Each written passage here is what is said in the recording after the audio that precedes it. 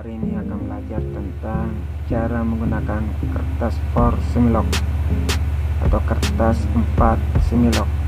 Video-video sebelumnya sudah membahas bagaimana menggunakan kertas linier matrik, linier inci, 1 semilok, 2 semilok, dan 3 semilok. Dan pada kesempatan ini kita akan mengupas bagaimana cara menggunakan kertas for semilok. Selamat menyaksikan. Sebelum kita menggambar di kertas semilok, ada beberapa hal yang harus kita ketahui. Ini merupakan hal yang sangat mendasar sekali dan sangat mempengaruhi ketika kita menggambar di kertas semilok. Yang pertama, mungkin teman-teman semua sudah tahu bahwa ini adalah sebuah garis. Jadi salah satu ciri khas dari kertas semilok itu memiliki banyak garis, ya. Jadi ini adalah garis seperti yang tertera di atas. Selanjutnya adalah antara baris satu dengan baris yang satunya itu adalah kolom skala, ya. Jadi yang berwarna biru itu adalah baris, sedangkan di tengah-tengah antara garis satu dengan garis yang lain itu disebut dengan skala. Sekarang kita perhatikan tabel atau garis yang berwarna hijau di layar. Garis tersebut memiliki interval 1 sampai 10. Jadi interval adalah dimulai dari garis yang paling condong ke depan, yang paling keluar ke depan. Jadi perlu kita pahami bahwa dalam menentukan interval menentukan interval dalam kertas semilok, yang harus kita perhatikan adalah garis yang condong ke depan. Jadi kita mulai menghitung interval dari garis yang condong ke depan, ya. Ini interval 1 sampai 10, ya, memiliki 10 baris. Kita hitung 1 2 3 4 5 6 7 8 9 10. Jadi dia memiliki 10 baris, dan satu baris ini memiliki skala 1. Nah, ini ya, 0 sampai 10. Jadi kita ulangi 1 2 3 4 5 6 7 8 9 10. Memiliki 10 baris, dan setiap baris itu memiliki skala 1. Sekarang coba kita perhatikan pada garis warna hijau yang bagian bawah. Jadi sedikit informasi bahwa dua garis ini, dua contoh yang ada di atas ini adalah potongan dari kertas semilok, ya. Sengaja kita pisahkan, sengaja kita memberi dua contoh, itu yang skala 10 dan yang ada di bawah ini, ya. Skala yang ada di bawah ini adalah skala 1 sampai 10 tapi memiliki 5 baris, ya.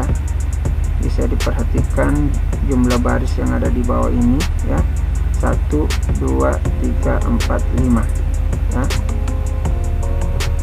Jadi memiliki interval 10 tapi memiliki 5 baris. Jadi dia memiliki skala 2, ya. Maksudnya kita mulai dari 0 2 4 6 8 10, ya. Jadi ini memiliki interval 1 sampai 10, memiliki 5 baris, dan setiap baris itu memiliki skala 2. Nah, ini ada keterangan bahwa interval dipilih berdasarkan garis yang panjang dari bawah ke atas. Maksudnya adalah ini baris yang paling panjang di antara semua baris ini, dan dihitung mulai dari bawah ke atas. Jadi baris panjang 1 menghubungkan baris panjang satunya lagi, itu disebut satu interval. Ini ya, sama yang di bawah, ini dia.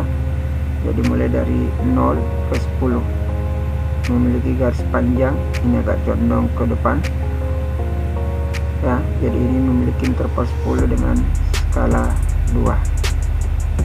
Nah, ini kita bisa lihat interval tiap kertas berbeda-beda sehingga jumlah baris dan skala pun berbeda-beda ya, yang kita jelaskan tadi. Nah, sekarang kita lihat ketika baris-baris tersebut diberi nomor ya. Jadi setelah diberi nomor, teman-teman sudah mengerti bahwa tabel yang pertama ini ya memiliki 10 baris, 1 2 3 4 5 6 7 8 9 10 ini barisnya, dan setiap baris memiliki skala 1. Berbeda dengan yang di bawah, memiliki 5 baris, 1 2 3 4 5, dan memiliki skala 2. Jadi 2 4 6 8 10 ya. Jadi ini hal yang dasar yang harus dipahami sebelum kita menggambar di kertas semilok. Nah, ini adalah contoh kertas for semilok ya. Jadi memiliki 4 bagian. Bagian pertama 1 2 3 dan 4 ya. Oke, jadi memiliki 4 bagian ya, 1 2 3 4. Itulah dia dikatakan 4 atau 4 semilok. Oke, bisa kita lihat bersama bahwa bagian yang ada di bagian pertama, bagian kedua, bagian ketiga maupun bagian keempat di kertas semilok ini memiliki ukuran yang sama, jumlah baris yang sama, dan jumlah kolom yang sama ya. Jadi bagian pertama ini mirip sama persis ya, bukan mirip, sama persis pada bagian kedua, ketiga, dan bagian keempat ya. Bisa diperhatikan bahwa sama ya, bagian pertama, kedua, ketiga, dan keempat. Terus penjelasan selanjutnya, tiap bagian memiliki 9 interval yang berbeda. Nah, ini bagian pertama, kedua, ketiga, keempat, kelima, keenam, ketujuh, kedelapan, kesembilan. Jadi memiliki 9 interval yang berbeda, dan tiap interval ini memiliki skalanya tersendiri ya. Kita bisa lihat juga bahwa semakin ke atas kolomnya semakin kecil ya, sama dengan kertas semilok sebelumnya ya. Kertas 4 semilok ini digunakan untuk 4 satuan interval ya. Jadi apakah itu desimal ya, kalau kita menggambar desimal di bagian bawah di bagian pertama, satuan di bagian kedua, puluhan di bagian ketiga, dan ratusan di bagian keempat ya. Nah, ini dia potongan. Jadi kita mengambil di bagian ini ya, di bagian pertama kita potong, habis itu kita perbesar. Nah, ini dia, ini bagian dari kertas 4 semilok ya, yang mana bagiannya itu 1 2 3 4 itu sama ya, sama persis ya. Nah, ini memotong satu bagian dari 4 bagian kertas. Nah, tadi dijelaskan bahwa memiliki 9 interval. Ini adalah interval pertama ya, memiliki baris 10 dengan skala 1. Jadi kita bisa hitung 1 2 3 4 5 6 7 8 9 10. Jadi bagian pertama ini memiliki 10 baris dengan skala 1. Sekarang interval kedua memiliki 2 baris dengan skala 2. Oke, kita hitung sama-sama. 1 2, 3, 4, 5. Jadi memiliki 5 baris dengan skala 2 ya, karena barisnya cuma 5, jadi skalanya 2. Interval ketiga juga sama ya, memiliki 5 baris skala 2. Jadi 1, 2, 3, 4, 5. Oke ya. Begitu pula dengan skala 4, 5 baris skala 2. Interval 5 sama juga, 5 baris skala 2 ya. 1, 2, 3, 4, 5 ya. Interval ke-6 sama, memiliki 5 baris skala 2 ini ya. 1, 2, 3, 4, 5. Ke-7 pula sama, interval 7, jumlah barisnya 5 skala 2. Interval 8, jadi ini interval 8 ya. Interval 8 ini yang 7 tadi, itu jumlah barisnya 5 dengan skala 2. Nah, yang paling di atas ini, yang paling di atas memiliki jumlah 5 baris dengan skala 2. Jadi yang pertama itu 10 dan sisanya adalah 5 baris ya. Kalau yang di bawah ini skalanya 1, yang di atas skalanya 2. Yang membedakan antara interval 2, 3, 4, 5, 6, 7, 8, 9 ini adalah apalagi nama bentuk bukan bentuk ya, semakin mepet. Jadi interval 2 ke interval 3, 4 itu bagian skalanya ini semakin kecil, semakin mepet ya, hingga dia ke skala ke-9 ya. Jadi ini penjelasan tentang interval, jumlah baris dan skala untuk kertas for Semilog. Ya, ini keterangannya semakin ke atas, kolomnya semakin sempit ya. Ini kita bisa lihat kalau kita tuliskan angka-angka di kertas for Semilog ya. Kita bisa lihat di bagian pertama itu kita memakai angka desimal 2 angka, tetapi setelah angka koma itu tetap kita memakai 0 ya. Jadi 0,01, 0,02, 0,03, 0,04, 0,05 sampai 0,1. Ini interval pertama ya.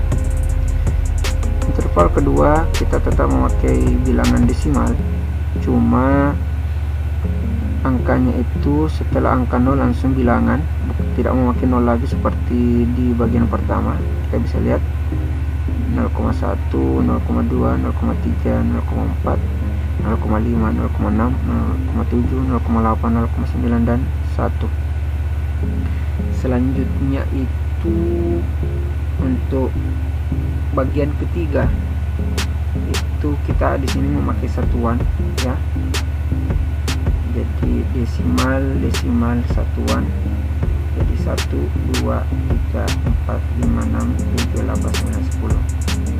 Dan yang terakhir ini kita memakai puluhan untuk bagian keempat ya.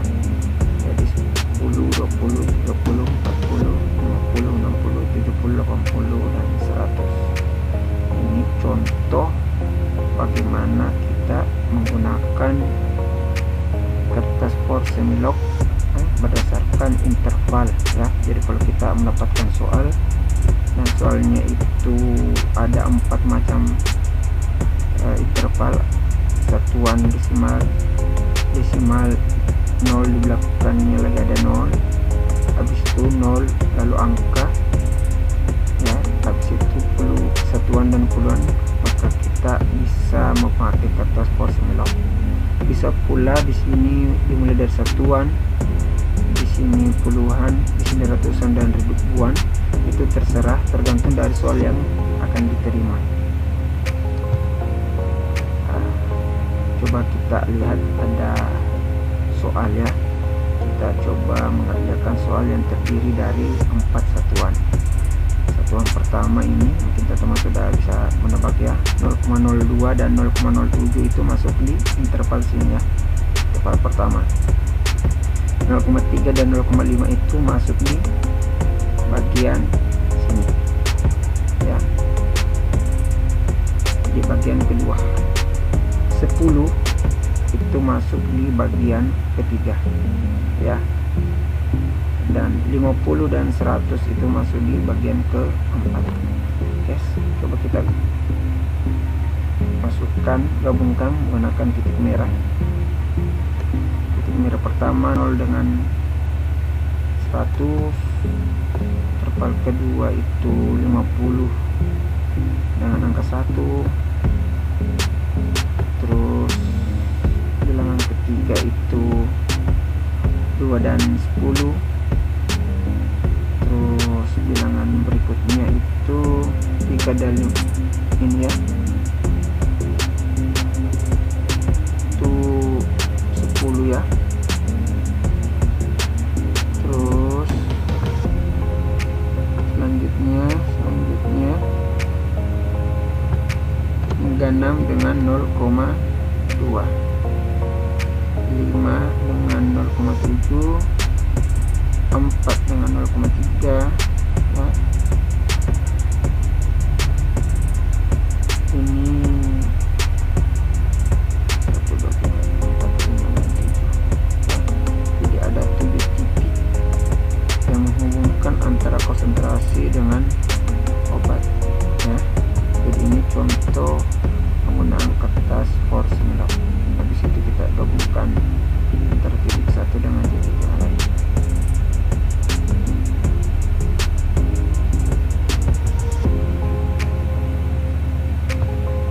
Ya, sesederhana ini menggunakan kertas Force-Milok ya. Teman-teman hanya perlu memperhatikan dan memberikan titik ya, antara yang menghubungkan antara sumbu Y dan sumbu X ya. Seperti kita lihat bahwa sumbu X itu selalu diisi dengan waktu ya, sedangkan di sumbu Y itu diisi dengan konsentrasi ya. Di ini kita lihat konsentrasi plasma. Dan untuk menentukan kertas semilok apa yang akan kita gunakan, apakah 2, 3 atau 4, itu berdasarkan jumlah interval yang berada di sumbu Y ya. Mungkin hanya itu, terima kasih dan semoga bermanfaat.